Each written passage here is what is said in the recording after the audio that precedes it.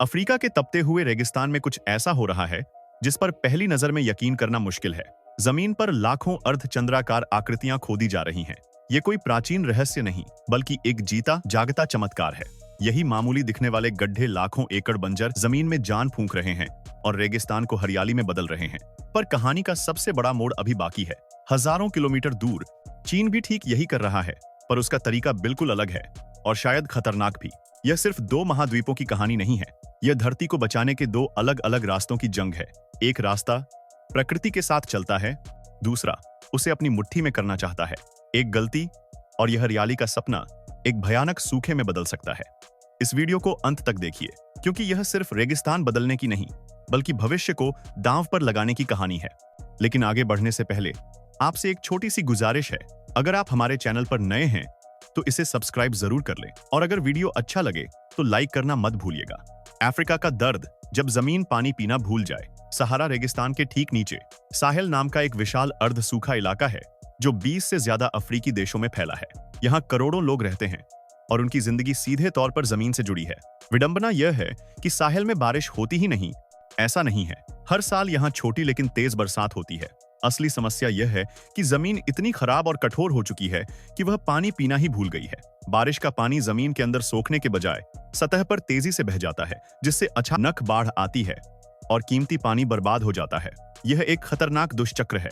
सूखा जमीन को तबाह करता है और तेज बारिश बची खुची मिट्टी को भी बहा ले जाती है। इसी हकीकत से लड़ने के लिए 2007 में अफ्रीकन यूनियन ने ग्रेट ग्रीन वॉल नाम का एक अभूतपूर्व मिशन शुरू किया।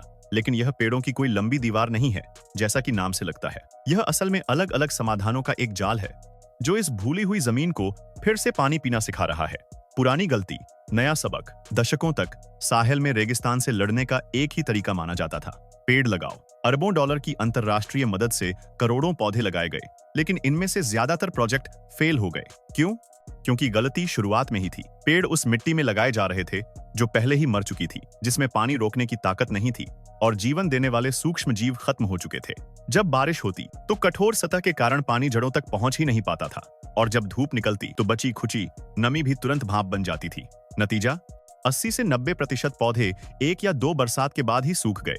मरी हुई जमीन पर पेड़ लगाना एक ढह चुकी नींव पर मशीन लगाने जैसा था।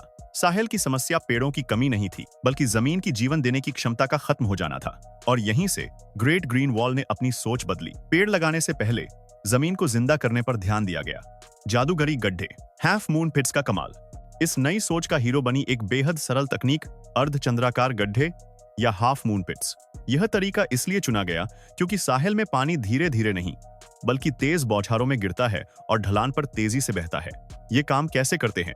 एक सीधी नाली इस पानी को बस आगे बहा देती, लेकिन अर्धचंद्राकार आकार पानी को कई कोणों से रोकता है, जिससे पानी की रफ्तार धीमी हो जाती है और वह फैलकर गड्ढे में जमा हो जाता है। इसका डिजाइन ऐसा है कि पानी धीरे धीरे जमीन में रिसता है, न कि ओवरफ्लो होकर बह जाता है। ये गड्ढे सिर्फ पानी ही नहीं रोकते, बल्कि हवा के साथ उड़कर आने वाले पत्ते और जैविक पदार्थों को भी फंसा लेते हैं, जो समय के साथ सड़कर प्राकृतिक खाद का काम करते हैं। इन्हें बनाना भी बेहद आसान है। एक फावड़ा और कुछ घंटों की मेहनत से एक गड्ढा तैयार हो जाता है, जो इसे सस्ता और बड़े पैमाने पर फैलाने लायक बनाता है। गड्ढे खोदने के बाद किसान उनमें बाजरा या स्थानीय घास के बीज फैला देते हैं। ये पौधे सूखा झेलने में माहिर होते हैं और उनकी गहरी जड़ें मिट्टी को पकड़कर उसे मजबूत बनाती हैं। 2 से 5 साल के अंदर इन गड्ढों का असर साफ दिखने लगता है। जो कभी घास के छोटे छोटे टुकड़े थे, वे धीरे धीरे फैलकर जमीन पर एक हरी चादर बना देते हैं।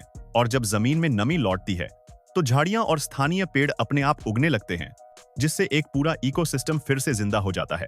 चाइना का दुश्मन, रेत का समंदर। अब चलिए अफ्रीका की इस धीमी और प्राकृतिक क्रांति से चीन के रेगिस्तान के खिलाफ हाईटेक युद्ध की ओर। उत्तरी चीन में फैला तकलामकन डेजर्ट, जिसे मौत का सागर भी कहा जाता है, सदियों से एक अदृश्य दुश्मन रहा है। यहाँ के रेत के तूफान इतने भयानक होते थे कि वे पूरे के पूरे गांव निगल जाते थे। 1990 के दशक तक हालत इतनी खराब थी कि राजधानी के लोगों को साल में 80 से ज्यादा दिन धूल से बचने के लिए मास्क पहनना पड़ता था। इस बढ़ते खतरे को देखकर चीन ने 1978 में एक सदी लंबा मिशन शुरू किया, जिसे दुनिया ग्रीन ग्रेट वॉल के नाम से जानती है। यह अफ्रीका की तरह समाधानों का जाल नहीं, बल्कि हजारों जंगलों और हरियाली की पट्टियों का एक विशाल नेटवर्क है, जिसका एक ही मकसद है: रेगिस्तान को रोकना। इंजीनियरिंग की दीवार, स्ट्रॉ चेकरबोर्ड का जाल। चीन ने शुरुआत पेड़ों से नहीं बल्कि इंजीनियरिंग से की। उनका पहला काम था उड़ती हुई रेत को काबू करना, क्योंकि अगर रेत ही स्थिर नहीं होगी तो कोई भी पौधा वहां टिक नहीं पाएगा। चलती हुई रेत उसे या तो उखाड़ देगी या अपने नीचे दफन कर देगी। इसके लिए उन्होंने एक अनोखा तरीका अपनाया जिसे स्ट्रॉ चेकर कहते हैं। यह क्या है? रेगिस्तान की रेत पर सूखे तिनकों को एक ग्रिड पैटर्न में बिछाया जाता है। ऊपर से देखने पर यह जमीन एक विशाल शतरंज के बोर्ड जैसी दिखती है। यह साधारण दिखने वाला पैटर्न रेत को अपनी जगह पर बांध देता है, हवा की रफ्तार को तोड़ता है और छोटे छोटे ऐसे हिस्से बनाता है जहां नमी रुक सके। यह काम बेहद मुश्किल था। लाखों पाउंड भूसा रेगिस्तान के बीचों बीच पहुंचाया गया, जहां पक्की सड़कें नहीं थीं और गाड़ियां अक्सर रेत में धंस जाती थी। हजारों मजदूरों ने 49 डिग्री सेल्सियस की गर्मी में बिना किसी छाया के इन तिनकों को सटीक तरीके से बिछाया, क्योंकि तिनकों का हर एक खाना सिर्फ एक बाधा नहीं बल्कि जीवन की वापसी की नींव था। जब यह ग्रिड तैयार हो गया तब मैकेनिकल मशीनों से हर खाने के बीच में सूखा झेलने वाले पेड़ जैसे साक्सॉल और डेजर्ट पॉपुलर लगाए गए। हर पौधे को नपी तुली मात्रा में पानी दिया गया ताकि उसकी जड़ें मजबूत हो सके।